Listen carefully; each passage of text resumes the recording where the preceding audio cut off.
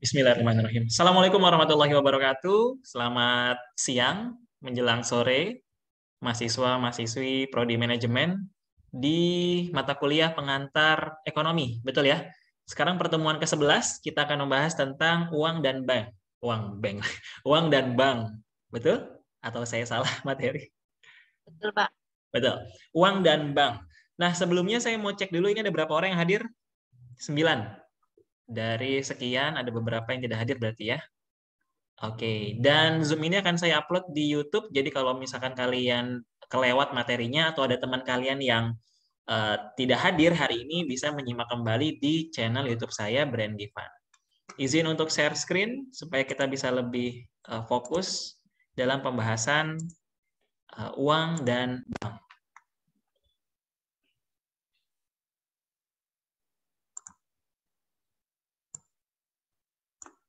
Sedikit slide-nya nih, cuma ada 30, nggak banyak, paling setengah jam kelar.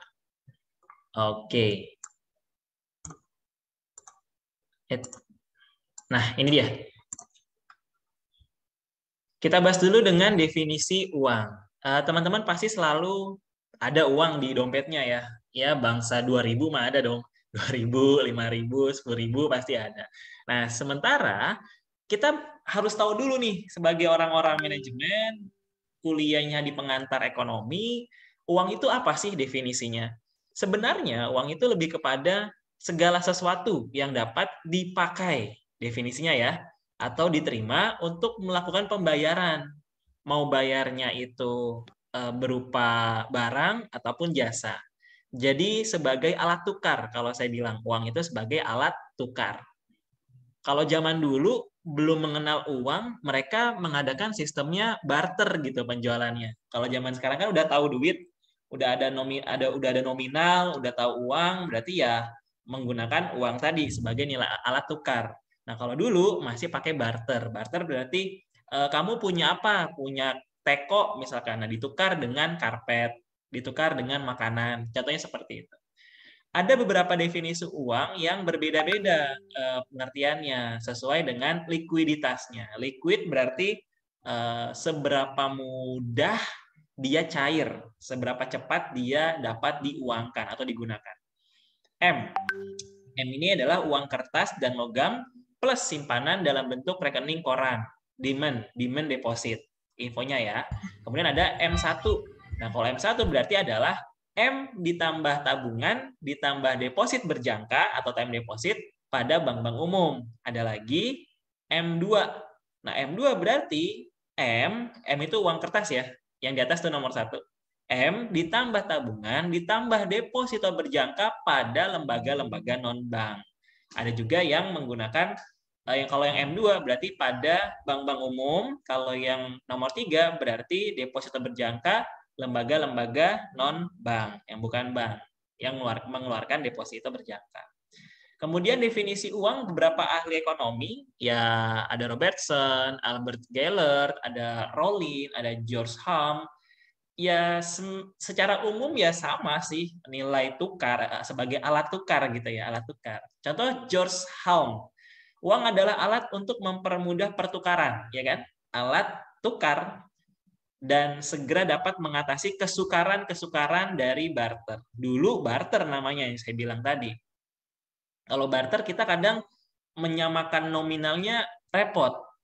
Wah, ini kendi ditukar dengan selimut. Nah, kira-kira win-win solution nggak tuh kendi ditukar selimut? Nah, karena sukar membandingkan harga, kadang malah jadi perselisihan, akhirnya nggak jadi. Ya, dengan adanya uang inilah akhirnya kita bisa beli makanan, kita bisa beli selimut dengan nominal tadi. Nah, cuma kadang penentuan harga itu suka beda-beda gitu kan ya.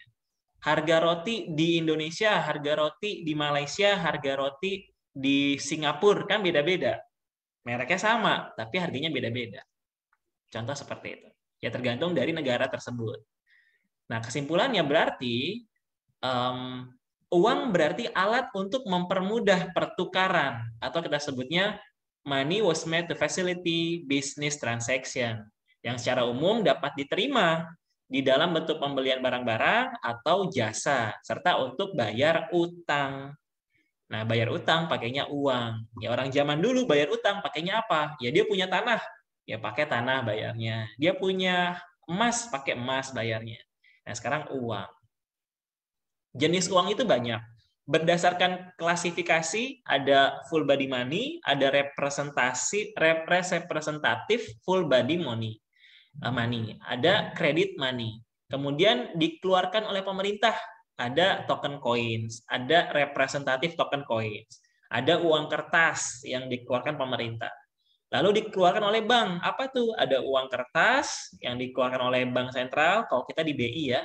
Terus ada demand deposit atau uang giral, dan berdasarkan berbagai aspek itu ada banyak lagi. Nah, full body money, full body money ya berarti uang ini yang secara nilai atau fisik sama dengan nilai uangnya.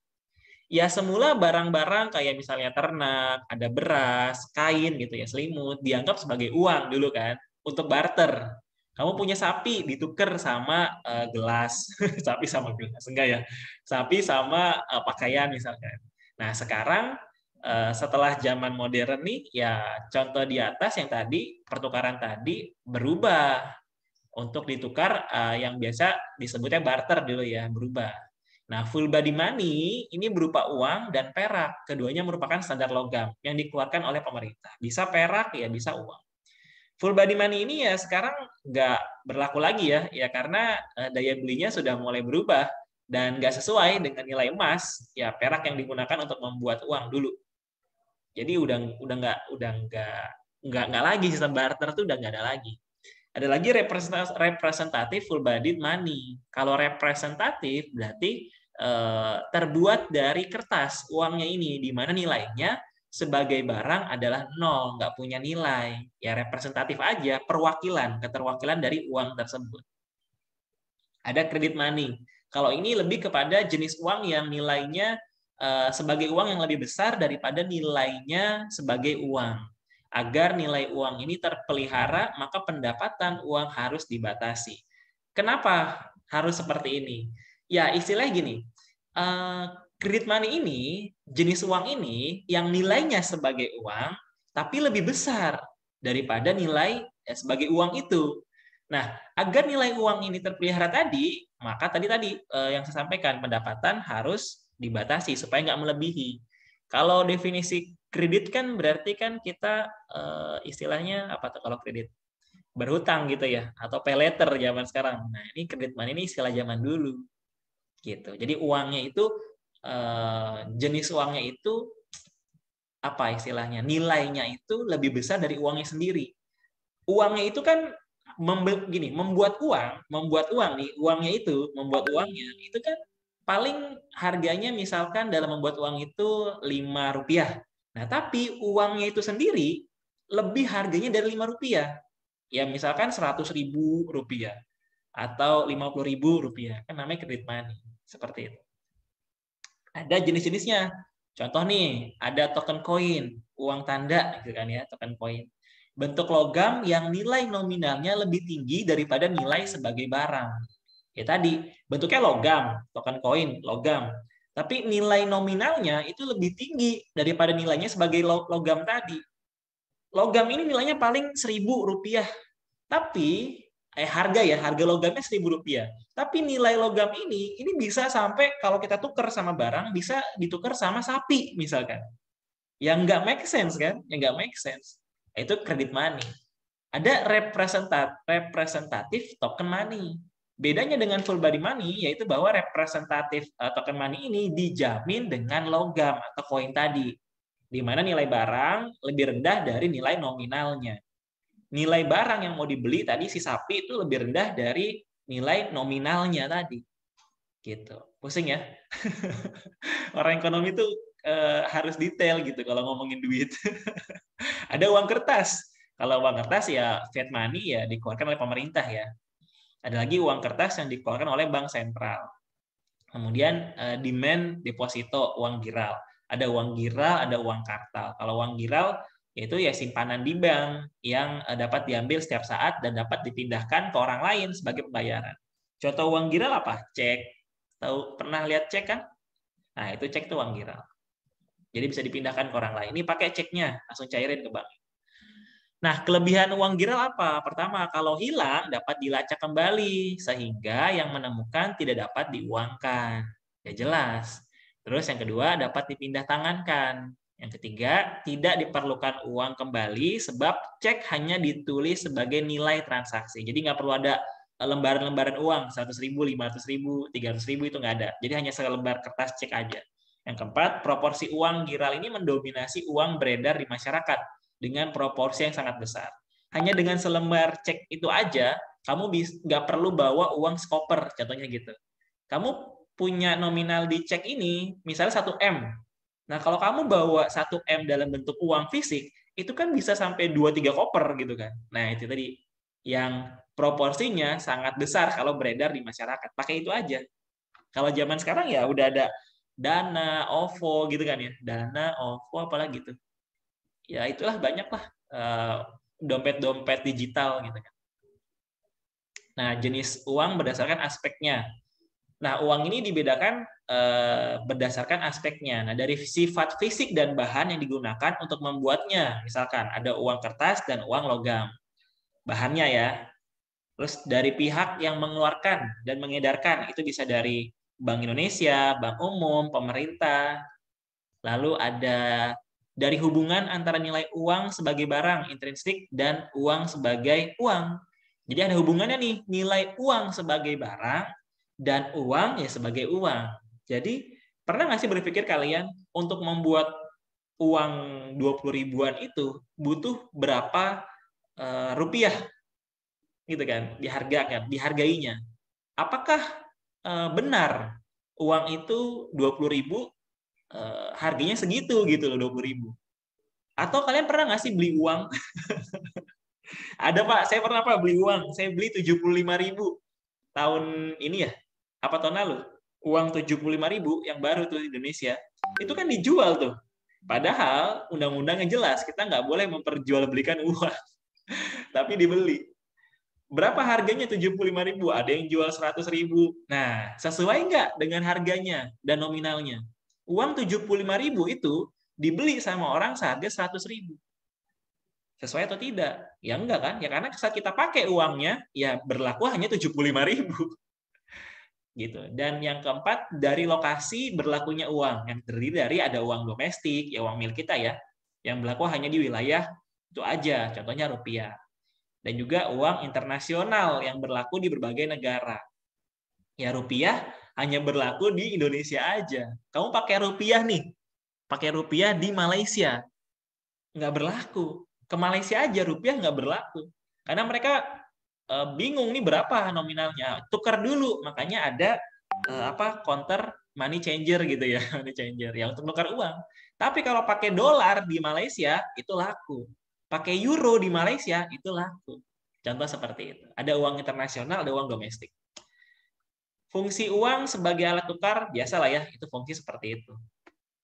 Cirinya ya uang diterima secara umum, tidak mudah ditiru, dapat dibagi. Ya kalau kita lihat uang itu cirinya ada tiga apa? Dilihat, diraba, diterawang. Itu ciri-ciri uang tuh. Jangan sampai ada uang palsu gitu kan. Nah, ada teori permintaan uang. Ini teori klasik nih. Kalau teori permintaan uang berarti hubungan antara penawaran uang, jumlah uang yang beredar, dengan nilai uang tingkat bunga tersebut. Itu fokusnya gitu ya. Teori klasik kita sebutnya. Ya, uang beredar di pasaran itu jumlahnya berapa? 1 M. Nah, tingkat bunganya berapa? Nah, itu teori klasik. Seperti itu. Nah, menurut aliran klasik ini, uang ini nggak berpengaruh terhadap sektor atau pasar barang. Ada juga uang tidak berpengaruh terhadap suku bunga. Ini aliran klasik ya. Ada juga uang berpengaruh terhadap harga barang. Bila harga barang naik, maka jumlah uang yang beredar juga naik. Ini teori klasik. Nah, kemudian ada teori Irving Fisher. Nah, si Irving ini ada rumusnya nih. Nah, ini kalau rumus-rumus gini kalian harus hafalkan ya, karena kan keluar nih biasanya di soal-soal. Rumus teorinya adalah MV sama dengan PT. M-nya itu berarti kuantitas uang atau jumlah uangnya. Lalu V itu laju pertukaran uang untuk transaksi. Lalu P ini harga barangnya. Dan T ini volume transaksi dalam perekonomian. Biasanya di contoh soalnya itu ada.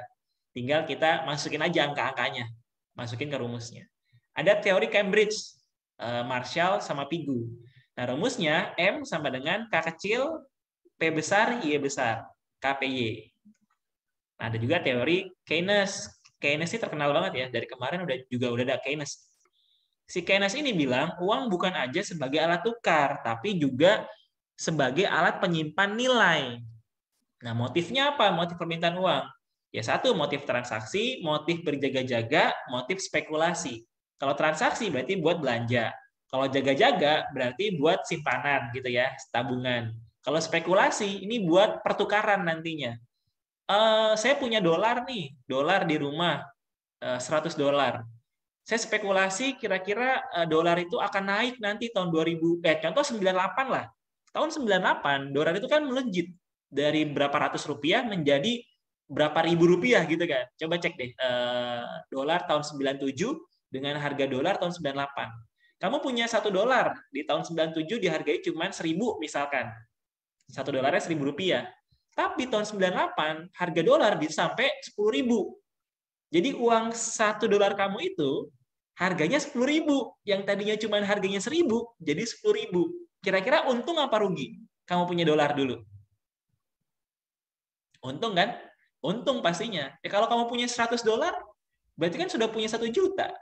Ketimbang kamu angkanya masih 1.000 tadi nominalnya. Ya kalau punya $100, $1 itu 1.000, berarti kan cuma punya 100.000. Beda kan antara 100.000 dengan 1 juta. Lebih untung gitu. Ya tahun 98 yang untung ya orang-orang yang punya dolar. Yang rugi ya orang-orang yang nggak punya dolar, yang masyarakat biasa. Karena kan dolar naik tuh kursnya tahun 98.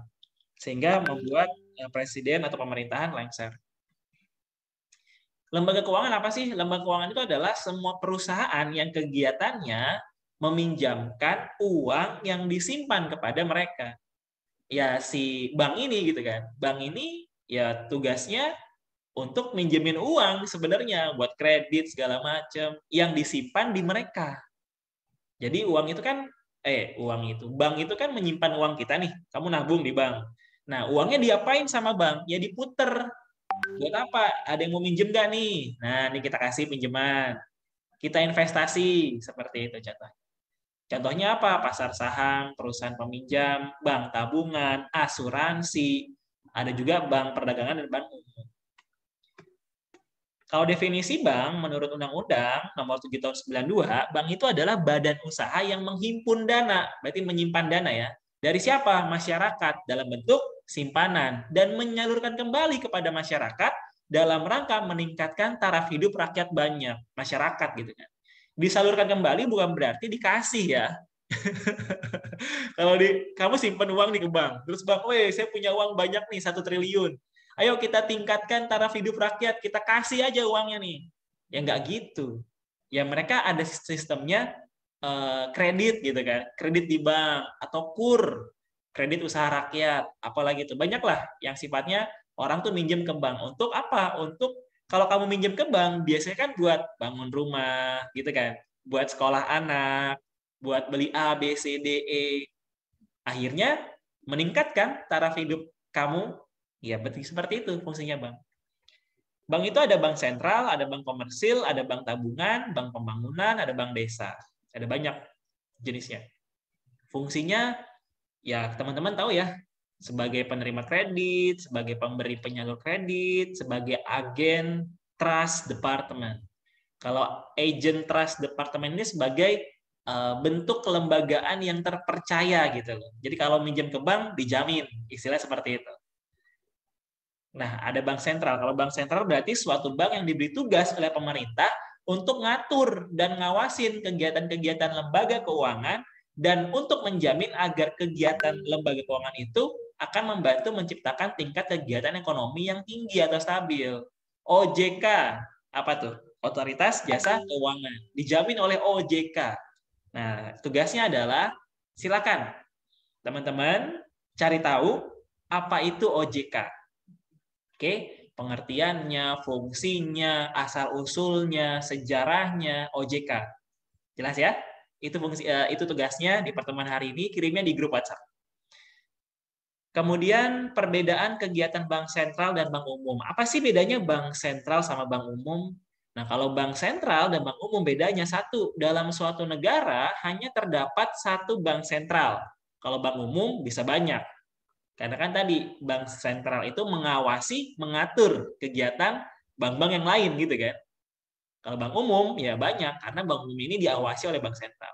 Nah, bank sentral biasanya punya pemerintah. Kalau bank umum ini siapapun bisa miliki.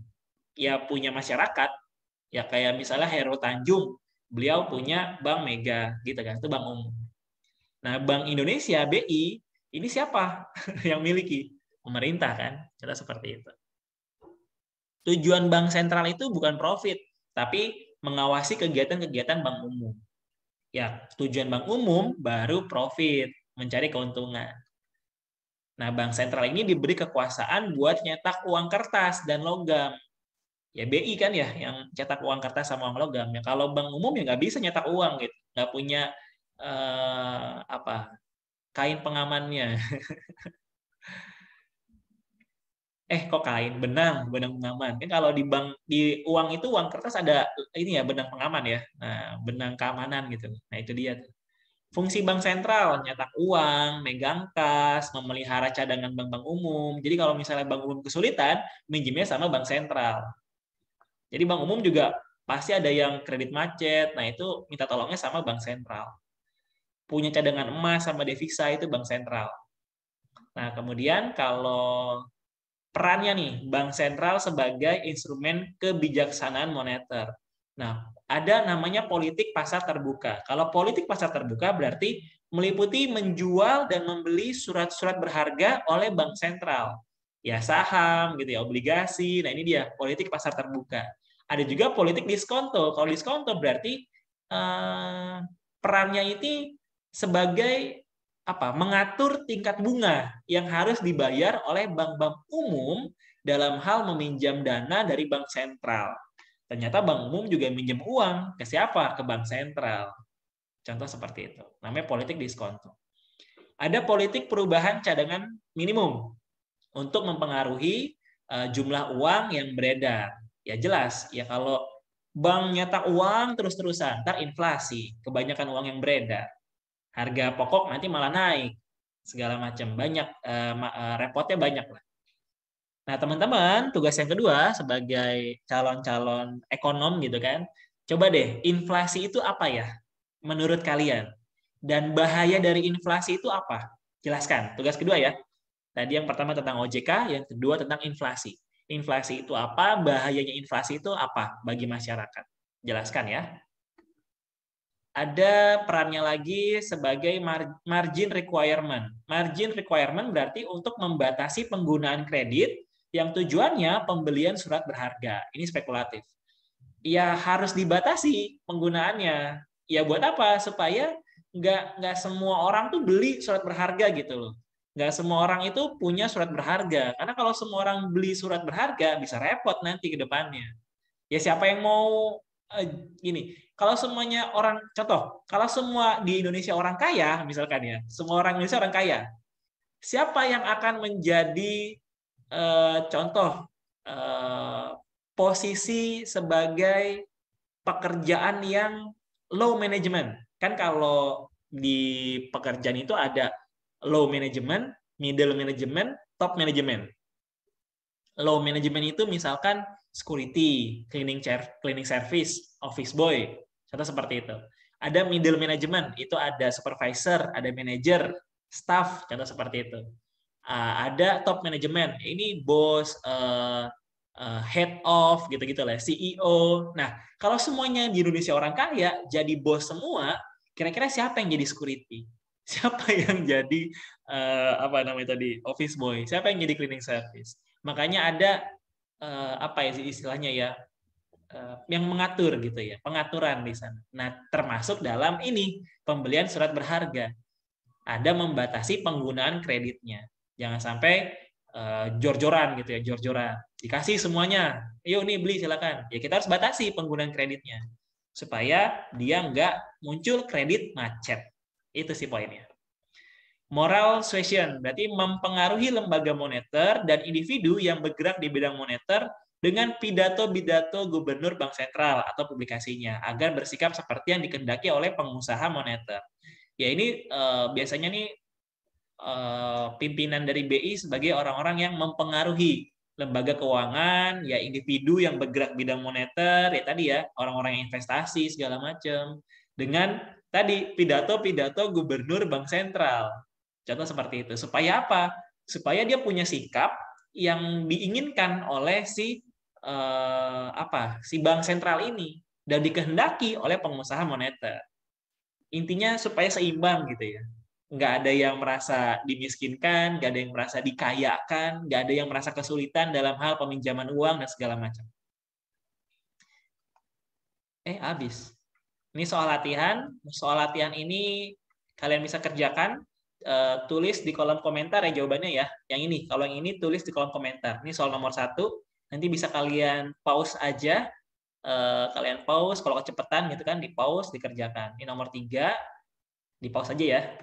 Nomor 4, tinggal jawabannya apa. Nomor 5. Oke, seperti itu. Itu tadi materi kuliah pertemuan 11 dengan 2 tugas dan soal-soal latihan. Jika kurang paham, silakan kalian dengarkan kembali apa yang saya jelaskan atau bisa bertanya di kolom komentar di YouTube ataupun di grup WhatsApp. Tugasnya 2 tentang OJK dan juga tentang inflasi dan juga tentang soal latihan. Kalau OJK dan inflasi kerjakan di grup WhatsApp, kalau soal latihan jawab di kolom komentar video ini yang akan saya tayangkan beberapa saat lagi. Terima kasih teman-teman untuk hari ini. Waktu juga sudah habis. Mohon maaf jika terlalu banyak yang dibicarakan, namun tidak mengurangi kualitas yang saya berikan dalam hal pengajaran. Terima kasih sudah hadir, terima kasih sudah on cam. Sampai jumpa di pertemuan selanjutnya. Tetap semangat, sehat selalu. Wassalamualaikum warahmatullahi wabarakatuh. Waalaikumsalam. Pak.